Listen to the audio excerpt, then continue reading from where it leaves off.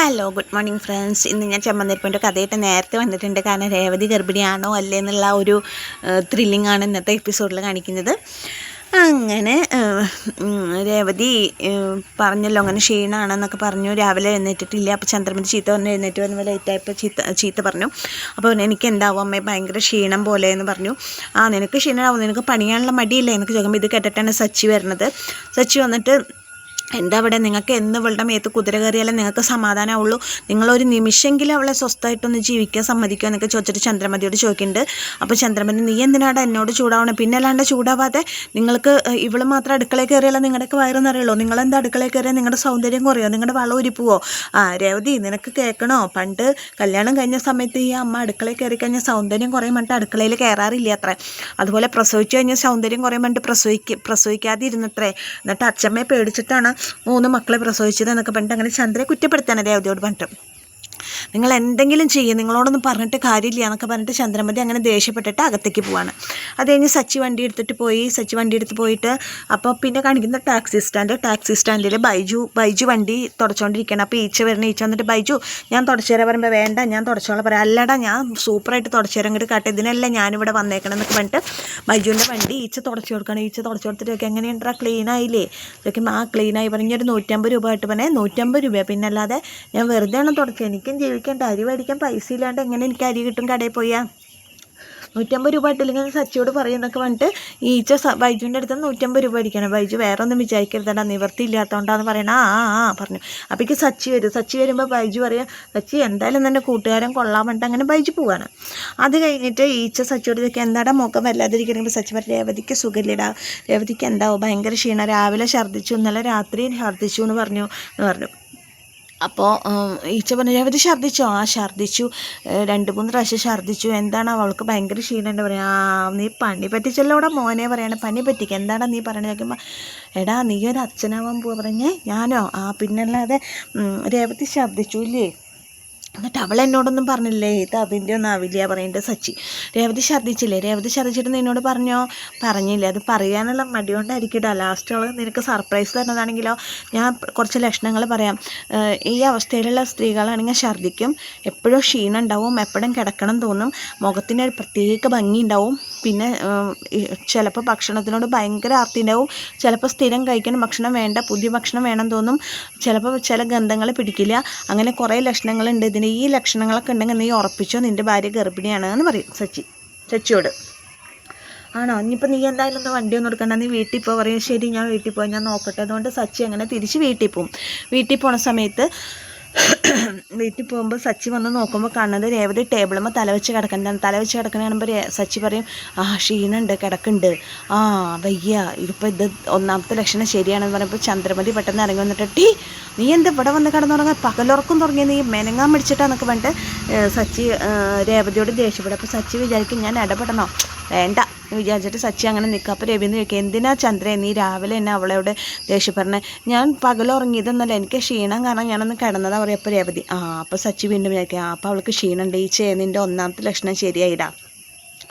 അത് കഴിഞ്ഞിട്ട് രവീന്ദ്രൻ പറയും അവൾക്ക് ക്ഷീണം കൊണ്ട് കിടന്നതല്ലേ, എന്താ രേവതി മോളെ നിനക്ക് വയ്യാക്കും, എന്താ അറിയില്ല അച്ഛൻ എനിക്ക് തീരെ വയ്യാന്ന് പറയാം, എന്നാൽ മോള് പോയി റെസ്റ്റ് എടുക്കുക പറയാം. അപ്പോൾ ചന്ദ്രമതി പറയാം നിങ്ങൾ അച്ഛനാണ് ഇവളെ വഷളാക്കണം. അപ്പോൾ രവീന്ദ്രൻ പറയും മോളെ വയ്യങ്ങ സച്ചിനെ വിളിച്ച് ഡോക്ടറെ അടുത്ത് പോകുമെന്ന് പറയുമ്പോൾ സച്ചി പറയും ഞാൻ ഇവിടെ ഉണ്ടച്ചാ എന്ന് പറയും. ഞാൻ പറഞ്ഞതാ ഡോക്ടറെ അടുത്ത് പോകുന്നപ്പോൾ അവൾ കേൾക്കാനിട്ടാണ് പറയുക. അപ്പോൾ ചന്ദ്രമതി പറയും നിങ്ങൾ അച്ഛനും മോളും കൂടിയിട്ട് അവളെ ഇങ്ങനെ വഷളാക്കിയേക്കണം, എന്തെങ്കിലും ചെയ്യേ പറയും. അപ്പോൾ രേവതിയോട് രവീന്ദ്രൻ പറയും മോള് പോയി റെസ്റ്റ് എടുക്കുക പറയും. ഇല്ല അച്ഛാ കുഴപ്പമൊന്നുമില്ല ഞാൻ അടുക്കളയിൽ പൊക്കോളാം എന്ന് പറയുമ്പോൾ രവീന്ദ്രൻ പറഞ്ഞാൽ സച്ചി ഇന്ന് പുറത്തുനിന്ന് ഫുഡ് ഓർഡർ ചെയ്യുക, അവൾ റെസ്റ്റ് എടുത്തോട്ടെ എന്ന് പറഞ്ഞിട്ട് അങ്ങനെ രവീന്ദ്രൻ അകത്തേക്ക് പോകും. അപ്പോൾ സച്ചി ഇങ്ങനെ നോക്കുമ്പോൾ രേവതിക്ക് കൂടുതൽ സൗന്ദര്യമുള്ള പോലെ തോന്നും. അപ്പോൾ സച്ചി സത്യമാവോ ഈച്ച പറഞ്ഞത് ഇങ്ങനെ വിചാരിക്കും. എന്നിട്ട് രേവതി എന്ത് സച്ചിയായിട്ട് നിങ്ങളിങ്ങനെ നോക്കണേ, ഒന്നുമില്ല രേവതി ശരി എന്ന് പറഞ്ഞിട്ട് രേവതി അടുക്കളയ്ക്ക് പോകും. അടുക്കളയിൽ പോയിട്ട് രേവതി അവിടെ അടുക്കളയ്ക്ക് കയറിയ സമയത്ത് സച്ചി പിന്നാലെ വാച്ച് ചെയ്യാൻ നടക്കണം. എന്നിട്ട് രേവതി പെട്ടെന്ന് പ്ലേറ്റ് എടുത്ത് ഭക്ഷണം കഴിക്കിടക്കുമ്പോൾ ഭക്ഷണത്തിനോട് ആർത്തിയുണ്ട്, രേവതി ഭക്ഷണം എടുത്ത് കഴിക്കുന്നുണ്ട്.